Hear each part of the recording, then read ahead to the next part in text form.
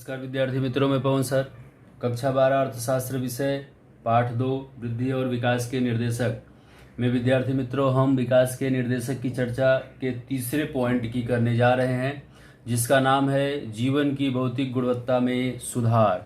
जीवन की भौतिक गुणवत्ता में सुधार। विद्यार्थी मित्रों, विकास के निर्देशक के चारों सुधार में से सबसे बड़ा पॉइंट ये है जो आपकी बोर्ड के एग्जाम में ज़रूर से ज़रूर इसमें से पूछा जाता है, इसलिए आपको इसे ध्यान से देखना, सुनना और समझना है। विद्यार्थी मित्रों, आर्थिक विकास का उद्देश्य हमेशा लोगों के जीवन स्तर में सुधार करना होता है। आर्थिक विकास का उद्देश्य क्या होता है कि जो लोगों का जीवन स्तर है उसमें सुधार होना चाहिए। हम जैसे पिछले वीडियो में पढ़ चुके हैं, राष्ट्रीय आय की वृद्धि दर पढ़ा हमने, प्रति व्यक्ति आय का वृद्धि दर पढ़ा।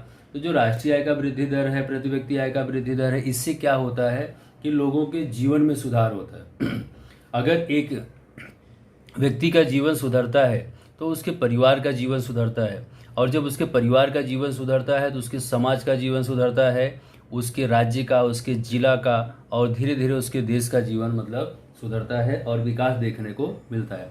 अगर राष्ट्रीय आय बढ़ती है तो प्रति व्यक्ति आय बढ़ती है, अगर राष्ट्रीय आय कम होती है तो प्रति व्यक्ति आय भी कम होगी, तो जीवन स्तर में उसका असर देखने को मिलता है।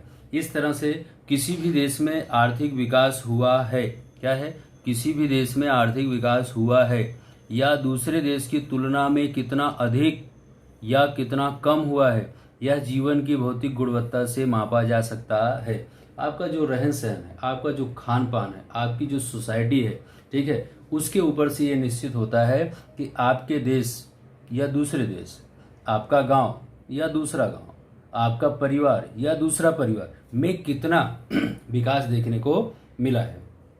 अब विद्यार्थी मित्रों, जैसे कि मैंने आपको बताया कि ये टॉपिक जो है जीवन की भौतिक गुणवत्ता में सुधार थोड़ा बड़ा है, ठीक है, तो उसमें हम सबसे पहले पॉइंट की चर्चा करने जा रहे हैं कि जीवन की भौतिक गुणवत्ता अर्थात क्या, जीवन की भौतिक गुणवत्ता किसे कहते हैं। किसी एक समयावधि में व्यक्ति अथवा व्यक्तियों के समूह द्वारा विविध वस्तुओं और सेवाओं के उपयोग से होने वाले जीवन स्तर में सुधार को जीवन की भौतिक गुणवत्ता कहते हैं। कोई एक व्यक्ति हो या व्यक्तियों का समूह हो, जो भी वस्तु या सेवा का उपयोग करते हैं, उपभोग करते हैं, ठीक है, जिन वस्तुओं के पीछे वो खर्च करते हैं, उससे उनके जीवन में क्या परिवर्तन देखने को मिलता है, उससे उनके जीवन में क्या सुधार देखने को मिलता है, उसे जीवन की भौतिक गुणवत्ता कहते हैं।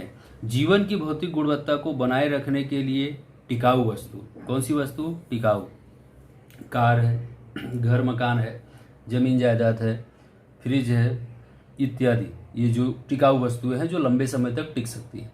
और बिन टिकाऊ, ठीक है, जो नाशवान वस्तुएं हैं, खाने पीने की वस्तुएं हैं, फल है, दूध है, सब्जी है, का उपयोग होता है। इन दोनों वस्तुओं का क्या होगा, हमारे जीवन में उपयोग होता है, ठीक है। हम खान पान की बात करें तो बिन टिकाऊ, और भौतिक वस्तु की बात करते हैं तो टिकाऊ वस्तु की बात यहाँ पर देखने को मिलती है। इन दोनों वस्तुओं का मानव जीवन पर बहुत प्रभाव पड़ता है और उनका उपयोग भी यहाँ पर देखने को मिलता है। दूसरा पॉइंट है विद्यार्थी मित्रों, जीवन की भौतिक गुणवत्ता में सुधार। किसमें, जीवन की भौतिक गुणवत्ता में समाविष्ट बातें। देखिए, समाविष्ट बातें किसी एक वर्ष की समयावधि में देश के लोगों द्वारा उपयोग में ली गई वस्तुएं एवं सेवाओं का समूह मानव जीवन की भौतिक गुणवत्ता निश्चित करता है। किसी एक वर्ष की बात की जा रही है कि एक वर्ष के अंदर आप कौन कौन सी सुविधा अपने उपयोग में ले रहे हैं, और वह आपके जीवन पे या जीवन उसका जो वस्तुएं हैं, जो समूह है, आपके जीवन पर क्या उसका प्रभाव पड़ता है, वह निश्चित करता है कि आपका जीवन शैली कैसी है। इन वस्तुओं और सेवाओं में मुख्य रूप से निम्नलिखित यहाँ पे क्या किए गए हैं, घटक किए गए। तो हमारे जीवन शैली में हम रोज की दिनचर्या में कम से कम 10 वस्तु का उपयोग करते हैं। कितना, कम से कम 10। सबसे पहले मैं भोजन की बात करता हूँ, जो बहुत जरूरी है। भोजन नहीं तो कुछ नहीं। आप जो भोजन लेते हैं पहले नंबर पे, वो कितना कैलोरी वाला है, कितना प्रोटीन वाला है, कितना चर्बी वाला है, ठीक है। आप अगर बिना कैलोरी, बिना प्रोटीन, बिना चर्बी का भोजन करते हैं तो आप बीमार रहेंगे, आपका जो शारीरिक स्वास्थ्य है वह हमेशा खराब रहेगा, आप परेशान रहेंगे, आपकी कार्य शक्ति, कार्य क्षमता जो है आपके शरीर की ऊर्जा वह धीरे धीरे कम हो जाती है और आप निपट जाओगे। ठीक है। अब जब आपने भोजन अच्छा नहीं किया तो आपका स्वास्थ्य अच्छा रहने वाला नहीं, ये सीधी सी बात है। अब जो स्वास्थ्य है बिगड़ा रहे तो देश के अंदर जो जनसंख्या है उस जनसंख्या पर देश में कितने डॉक्टर हैं। ठीक है। तो हमारे देश के अंदर ऐसा माना गया है कि जो डॉक्टरों की संख्या है वह लगभग कितना होना चाहिए, 1 लाख की जनसंख्या पर 48 डॉक्टर देखने को मिलते हैं। 1 लाख की जनसंख्या पर सिर्फ 48 डॉक्टर। तो कैसे ध्यान रख सकते हैं, नहीं रख सकते हैं। गरीब जो लोग हैं, जो जनसंख्या है वो प्राइवेट हॉस्पिटलों में जाती है और वहाँ का चार्ज आपको पता है कितना ज़्यादा है। ठीक है। तीसरा पॉइंट है आवास। आवास मतलब रहने का घर, मकान। और कपड़े आप कैसा पहनते हैं।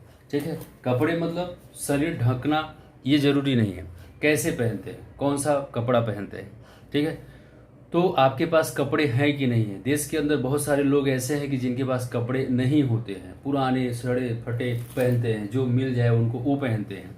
अगर अब हम आवास की बात करें तो देश के अंदर जिस तरह से जनसंख्या बढ़ गई है, बढ़ चुकी है, तो प्रति कमरों की संख्या कितनी है। एक परिवार में 4 लोग हैं तो उनके पास कितने कमरे हैं, 10 बाई 10 के कितने कमरे हैं। और प्रति कमरा में औसत व्यक्ति कितने लोग उसमें निवास करते हैं, मतलब रहते हैं, उसकी बात हो रही है। ठीक है।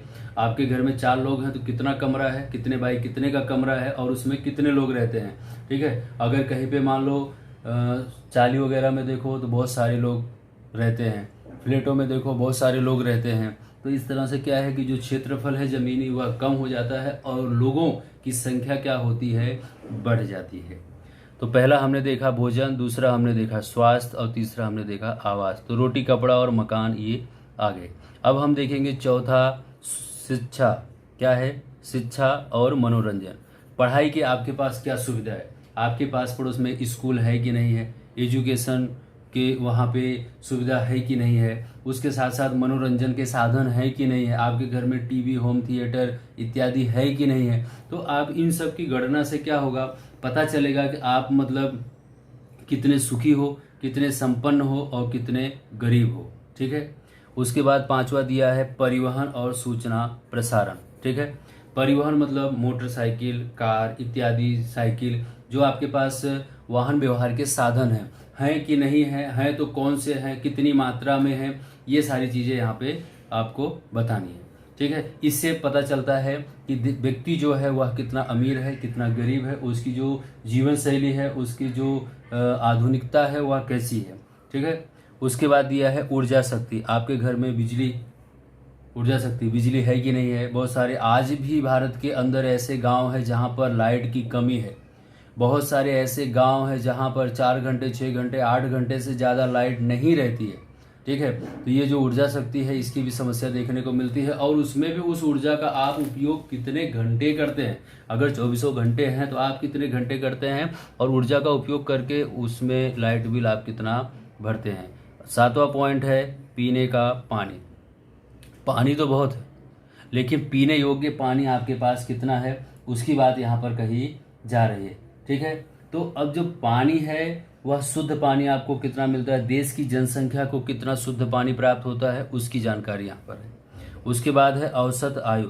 अगर आपका खान पान, स्वास्थ्य, पानी, परिवहन, शिक्षा अच्छा है तो आपकी जो आयु है वह कैसी होगी, अच्छी होगी, लंबी होगी, आप लंबे समय तक जीवित रह पाएंगे। बाल मृत्यु का अनुपात ऊपर दर्शाए हुए आंकड़ों के आधार पर, ये जो मुद्दे मैंने ऊपर अभी आपको बताए हैं इसके आधार पर बाल मृत्यु दर का अनुपात देखने को मिलता है। अगर ये सब सुविधाएं आपके पास हैं तो बाल मृत्यु दर का जो प्रमाण है वो घटता है, अन्यथा क्या होता है, बढ़ता है। ड्रेनेज अर्थात कि गटर, आप जहाँ रहते हैं क्या वहाँ गटर की सुविधा है, आप जो पानी निकाल करते हैं क्या वो पानी गटर में जाता है। अगर जाता है तो ठीक है, नहीं तो आज भी देश के अंदर बहुत सारे स्थान ऐसे हैं, बहुत सारी जगह ऐसी है कि जहाँ पर लोग निवास करते हैं वहीं पास पड़ोस में पानी का बिगाड़ करते हैं, पानी को गिराते हैं, वहाँ पर गंदगी उत्पन्न होती है, मच्छर लगते हैं, मलेरिया होती है, बीमारी उत्पन्न होती है, लोग हमेशा बीमार रहते हैं, उनका रहन सहन कैसा होता है, बेकार हो जाता है। इस तरह से उनकी जो भौतिक सुविधाएं हैं वह उनके पास ना हो पाने के कारण उनके जीवन में बहुत सारी समस्याएं देखने को मिलती हैं। इस तरह से विद्यार्थी मित्रों, हमने यहाँ पे घटक देखे जीवन की भौतिक गुणवत्ता में समाहित मतलब समाविष्ट बातें 10 देखें। एक बार मैं फिर से जल्दी में रिपीट कर देना चाहता हूँ। सबसे पहले हमने भोजन देखा, दूसरा स्वास्थ्य देखा, तीसरा आवास, चौथा शिक्षा और मनोरंजन, पांचवा परिवहन, छठा ऊर्जा शक्ति, सातवां पीने का शुद्ध पानी और आठवां औसत आयु, 9 बाल मृत्यु दर का अनुपात और 10वां ड्रेनेज मतलब गटर की सुविधा हमने देखी। ये जो हमारे जीवन शैली पर, हमारे जीवन में दैनिक दिनचर्या में हम इन सब का उपयोग करते हैं और इससे हमारा जीवन जुड़ा हुआ है। विद्यार्थी मित्रों, अगला पॉइंट है जीवन की भौतिक गुणवत्ता का आंक, तीसरा पॉइंट। ठीक है, तो जीवन की भौतिक गुणवत्ता के आंक में राष्ट्रीय आय, प्रति व्यक्ति आय में वृद्धि, ये आर्थिक विकास के सही निर्देशक नहीं है। उनकी अनेक मर्यादा, उसमें अनेक कमियां देखने को मिलती हैं। कौन कौन सी? देश की बढ़ती आय, देश की बढ़ती आय, आय की बात हो रही। कुछ लोगों के हाथ में केंद्रित हो तो वह विकास नहीं है। मतलब जो आय है वह सभी लोगों तक मिलनी चाहिए, लेकिन कुछ लोगों के ही हाथ में रह जाती है, बाकी नहीं बंट पाती है, तो देश का विकास होगा नहीं। देश का विकास क्या होगा? रुक जाएगा। देश के विकास की संकल्पना ऐसी होनी चाहिए कि जो गरीबों का जीवन स्तर ऊंचा करे। मतलब अगर सभी को आय, रोजगार, वेतन मिलेगा तो सभी का जीवन स्तर क्या होगा? सुधरेगा। उनकी जो जीवन की गुणवत्ता है उसमें सुधार होगा। ठीक है, तो जो देश के अंदर गरीबी, बेकारी देखने को मिल रही है उसमें कमी देखने को, नागरिकों की प्राथमिक आवश्यकताएं पूरी हो। नागरिक मतलब जो लोग हैं उनकी प्राथमिक आवश्यकता रोटी, कपड़ा, मकान पूरी हो। इस बात को ध्यान में रखकर डेविस मोरिस ने जीवन की भौतिक गुणवत्ता आंक को प्रस्तुत किया। 1 नंबर का वेरी मोस्ट आईएमपी प्रश्न है, आपको बोर्ड के एग्जाम में पूछा जाता है कि जीवन की भौतिक गुणवत्ता का आंक किसने प्रस्तुत किया? तो डेविस मोरिस ने। ठीक है, इसे अच्छी तरह से आप याद करेंगे। भौतिक जीवन की गुणवत्ता मापने के लिए 3 स्तर दर्शाए गए हैं। भौतिक जीवन की गुणवत्ता मापने के लिए कितने स्तर यहाँ पे दर्शाए गए हैं? 3। कौन कौन से हैं? जिसे हम जीवन की भौतिक गुणवत्ता आंक के घटक के नाम से जानते हैं, जो चौथा पॉइंट है। अब इस घटक में 3 दिया हुआ है। नंबर 1 शिक्षा का अनुपात, नंबर 2 अपेक्षित आयु और नंबर 3 बाल मृत्यु दर। तो जो शिक्षा का अनुपात है वह पहला पॉइंट है। देखिए, शिक्षा का अनुपात मतलब कि अपने देश में पढ़े लिखे लोगों का प्रमाण, जो साक्षरता का प्रमाण है, कितने लोग पढ़े लिखे हैं उनकी बात हो रही है। ठीक है, तो वैसे तो देश के अंदर अशिक्षित बेकारी का प्रमाण सबसे ज़्यादा देखने को मिलता है। ठीक, जो पढ़े लिखे हैं उनकी बेकारी का प्रमाण आज ज़्यादा से ज़्यादा देखने को मिलता है। देश में साक्षरता का अनुपात शिक्षा की स्थिति दर्शाता है। मतलब जो पढ़े लिखे हैं उनका जो अनुपात है वो शिक्षा की स्थिति को क्या करता है? दूसरा है अपेक्षित आयु। अपेक्षित आयु मतलब बालक जन्म के समय से वह कितने वर्ष की आयु तक जीवित रहेगा, ऐसी अपेक्षा को अपेक्षित आयु कहते हैं। मतलब जो बालक है वह जन्म के समय से कितनी आयु जिएगा, बालक को तो पता नहीं है कि वह कितने आयु तक जिएगा, कब मर जाएगा, लेकिन जो उसका स्वास्थ्य है, जब वो जन्म हुआ तो उसका जो वजन था वह कितने किलोग्राम का था, उसका स्वास्थ्य कैसा था, उस पर निर्भर होता है कि वह कब तक जीवित रहेगा। ठीक है, जो प्रजा की औसत आयु दर्शाता है। अपेक्षित आयु बढ़े तो स्वास्थ्य की सेवा अच्छी है ऐसा माना जाता है। मतलब जो अपेक्षित आयु है अगर बढ़ती है तो देश के अंदर स्वास्थ्य की सेवा अच्छी है ऐसा माना। पॉइंट है बाल मृत्यु दर। क्या है? बाल मृत्यु दर। 1 वर्ष में प्रति 1000 बालकों पर मृत्यु पाने वाले बालकों का प्रमाण। 1 वर्ष में प्रति हजार बालकों पर मृत्यु पाने वाले बालकों का प्रमाण, जिसे बाल मृत्यु दर कहते हैं। वर्ष दौरान जीवित जन्म हुआ हो, जीवित रहे हो, जिंदा रहे हो, प्रति 1000 बच्चों में से 1 वर्ष की आयु पूरा किए बिना, मतलब 1 वर्ष पूरा नहीं होता और वो निपट लेते हैं, मतलब मर जाते हैं, मृत्यु को प्राप्त होते हैं, तो ऐसे बच्चों की संख्या को क्या कहते हैं? बाल मृत्यु दर कहते हैं। यदि बाल मृत्यु दर घटती है तो देश में स्वास्थ्य की सुविधा बढ़ी है। जो बाल मृत्यु दर है अगर एक घटे तो देश में क्या होगा? स्वास्थ्य की सुविधा बढ़ी है ऐसा माना जाता है, और अगर नहीं घटी है तो ऐसा माना नहीं जाता। कि शिक्षा का अनुपात, अपेक्षित आयु, और बाल मृत्यु दर। तो शिक्षा का अनुपात, अपेक्षित आयु और बाल मृत्यु दर को जोड़कर PQLI बनता है। क्या बनता है? PQLI। PQLI बराबर क्या? तो शिक्षा का अनुपात, अपेक्षित आयु और बाल मृत्यु दर। PQLI का पूरा नाम है physical quality of life index.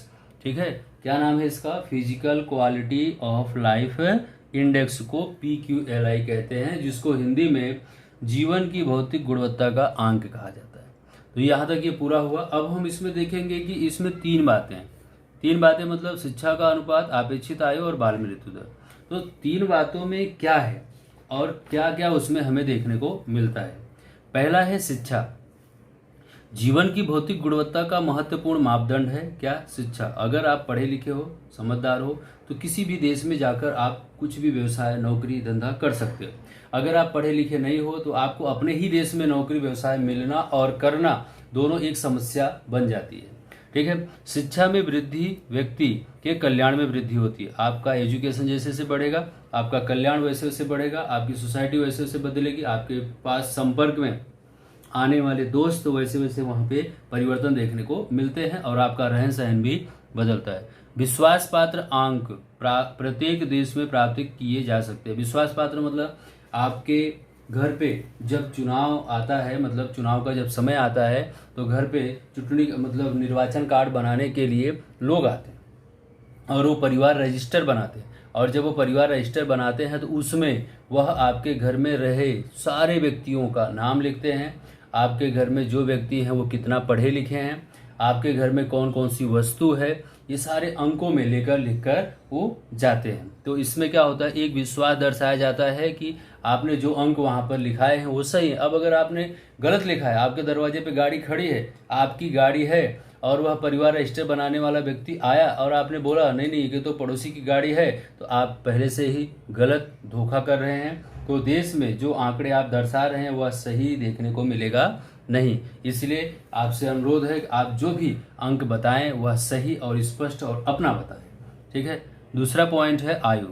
आयु मतलब जैसे कि अपेक्षित आयु की हम बात कर रहे थे, तो जो आयु है वह पोषण पर निर्भर है। आपका खान पान कैसा है, आपकी चिकित्सा कैसी है, सुविधा कैसी है, पर्यावरणीय संयोगों का परिणाम या प्रतिबिंब है।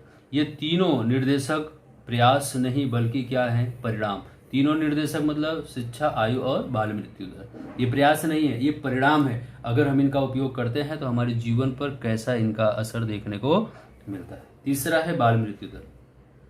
बाल मृत्यु दर पीने का स्वच्छ पानी, घर का वातावरण, जो पीने का पानी है वो कैसा होता है, ठीक है, घर का वातावरण है वो कैसा है, गंदा है, साफ सुथरा है, कचरा पचर है। महिलाओं की स्थिति कैसी है, महिलाएं खान पान, स्वास्थ्य संबंधी उनका मातृत्व कार्य कैसा है, ये संवेदनशील प्रतिबिंब इस पे ध्यान देता है कि मतलब वो किस तरह से उनका रहन सहन है। तो जो घर का रहन सहन होगा, पीने का जो पानी होगा, वातावरण कैसा है, मातृत्व धारण करने का जो डिस्टेंस है, ठीक है, मतलब हर वर्ष तो नहीं बालक जन्म ले रहे हैं, कम से कम 2 बच्चों के बीच में जो अंतर है, ये सारी चीज़ें क्या होता है, बाल मृत्यु दर पर असर करता है। पहले बालक का जन्म हुआ हो, फिर 2-3 साल के बाद बालक का जन्म हुआ हो, तो दूसरा जो बालक जन्म ले रहा है वह उसका स्वास्थ्य सही रहेगा, वो अच्छा जन्म लेगा। लेकिन अगर हर वर्ष बालक का जन्म हो रहा है तो क्या होगा, उस पर असर देखने को मिलेगा, दूसरा बालक लंबे समय तक जीवित रह पाएगा नहीं।